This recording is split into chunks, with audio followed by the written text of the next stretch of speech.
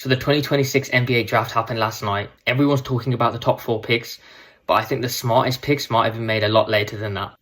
But let's get the main guys out the way. And the first 4 picks, I think they went as expected. AJ Dybantsa, big wing, elite scorer, went number 1. More of the safer option. Number 2, Darryn Peterson. I actually think he's probably the most talented player in the draft class.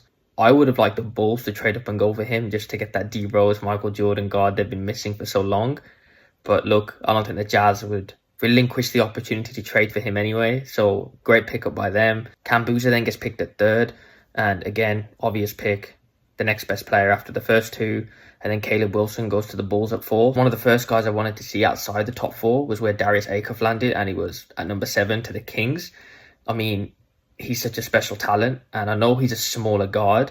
But again, I think that's been blown out of the water with Jalen Brunson's performance this season in the playoffs. I think he was the only player in the draft class as well to average over 20 points, 5 assists, and over 40% shooting from 3, which is honestly ridiculous. His stats are actually very comparable to like D'Lo or Jamal Murray when they were in college. So I'll just get them up here. But that kind of shows like the potential he has. And he could be a really, really good prospect for the Kings. And he's someone that they need. But then again, when I look at the Kings, they need everybody. Like, they need so much help. And then there's Sam Presti. Don't even know what to say. He does it again. He drafts Aday Mara, the best centre in the class. The 7'3" guy from Spain. Elite in the post. Top 10 defensive player in college. Not much else to say, really. He smashes it out the park as usual. And do the Thunder now have a guy to potentially slow down Wemby? Because after what Chet did in the playoffs, it wouldn't surprise me that Sam Presti prioritised that. I mean, the guy's efficient as well. He's averaging, 67% shooting, 2.6 blocks. So you know what you're getting with him. And then at pick 19, my Raptors took Allen Graves. I mean, I haven't watched a lot of him, but I put up his stats. And he seems like a very good 3-point shooter.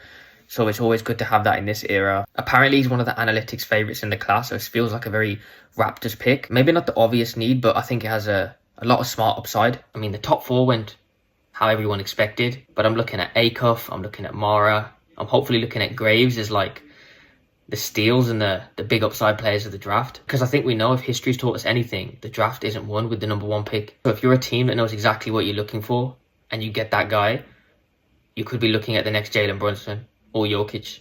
So I wonder if we look back in a few years at this draft, what we'll be saying about any of these guys.